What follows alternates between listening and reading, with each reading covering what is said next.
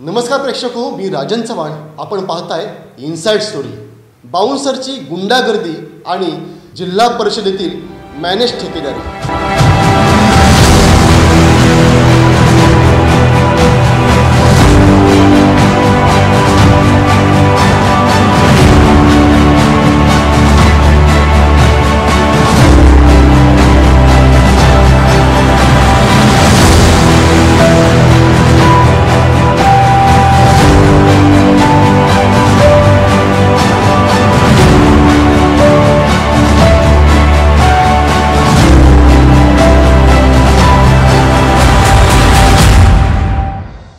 प्रेक्षको, उत्तर प्रदेश, बिहार सारख्या राज्यात गव्हर्नमेंटच्या कामांचे ठेके स्वतःला मिळवण्यासाठी खुलेआम फायरिंग केली जाते, धाकधकपटशाही केली जाते.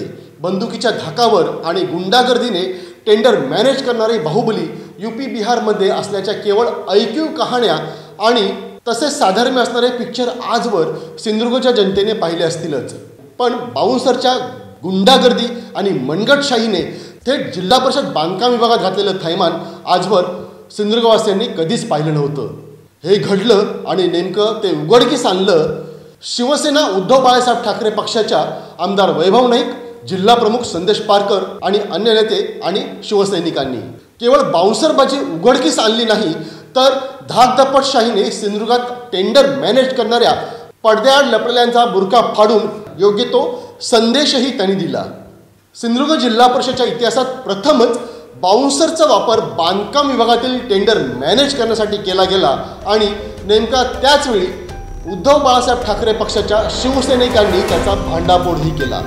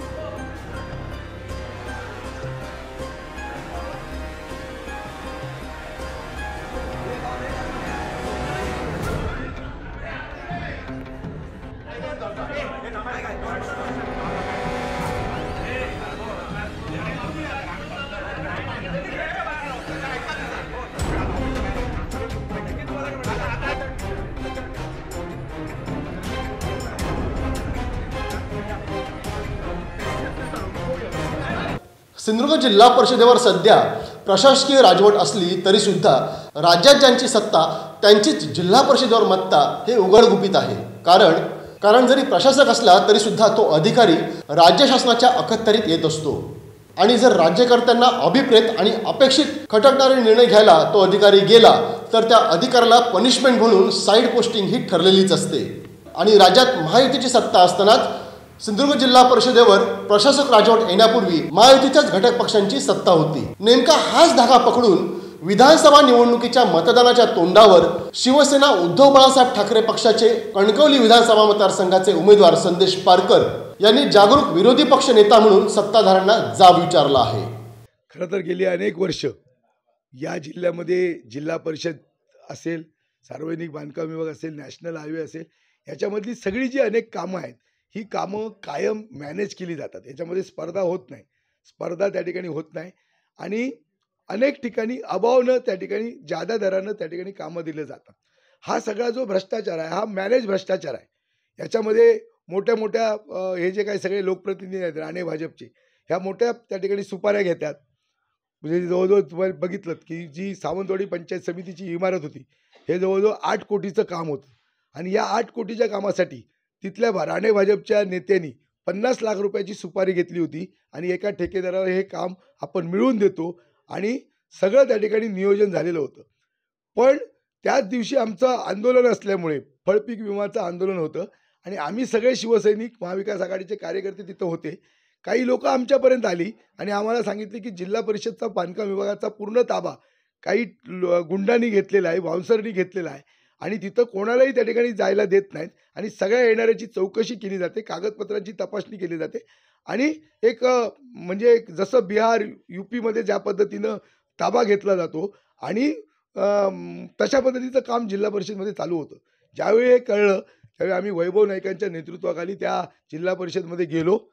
ते जे कोण सगळे बाउन्सर होते त्यांना शिवसेना स्टाईलने त्या ठिकाणी उत्तर दिलं आणि त्यांना संपूर्ण त्या जिल्हा परिषदच्या प्रशासनाच्या ताब्यामध्ये दिलं. संपूर्ण ते जे जवळजवळ 8 ते 10 लोक होते हे सगळे बाउन्सर हे सावंतवाडीतले स्थानिक लोक होते. त्यांना त्या ठिकाणी हा विषय काही माहिती नव्हता.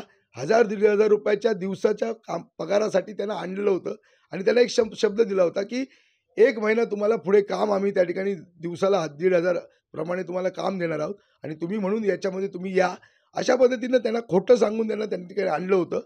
आणि हे सगळे जे नेते होते भारतीय जनता पार्टीचे, राणे भाजपचे, हे सगळे त्या ठिकाणी जिल्हा परिषदेवर त्यांनी कब्जा घेतला होता आणि त्या एका इनोवामध्ये त्या ठिकाणी बसून होते. जेव्हा शिवसेना महाविकास आघाडीचे कार्यकर्ते घुसले, बाउन्सरनं ज्यावेळी त्यांना त्या ठिकाणी त्यांची जागा दाखवली त्यावेळी या सगळ्या नेत्यांनी बाउन्सरनं तिथे टाकून धूम ठोकली आणि हे सगळे लोक पळून गेले. पण आम्ही जिल्हा परिषदच्या सगळ्या प्रशासनाला जाब विचारला, बांधकाम विभागाला जाब विचारला, सीओंकडे सगळ्या त्या ठिकाणी घेऊन गेलो आणि सगळा हा काळा बाजार, हे जे काही मॅनेज टेंडर होतं 8 कोटीचं सावंतवाडी पंचायत समितीचं, हे टेंडर त्या ठिकाणी आम्ही त्याच्यावर त्या ठिकाणी ॲक्शन घ्यायला लावली आणि हा सगळा प्रकार जिल्हा परिषदच्या सगळ्या अधिकाऱ्यांच्या समोर त्या ठिकाणी उघड केला आणि कापडणीस नावाचे अधिकारी होते त्यांनी संपूर्ण हा विषय समजून घेतला, त्यांना त्याच्यातलं गांभीर्य समजलं आणि या सगळ्या विषयावर आपण ॲक्शन घेतो आणि पारदर्शकपणे त्या ठिकाणी पुन्हा एकदा याची निविदा प्रक्रिया करतो हे त्या ठिकाणी आम्हाला त्यांनी सांगितलं. खरं तर या जिल्ह्यातले फक्त कॉन्ट्रॅक्टर आले पाहिजे असा काहीतरी नियम करून त्या ठिकाणी हे काम करण्याचा प्रयत्न त्यांचा होता.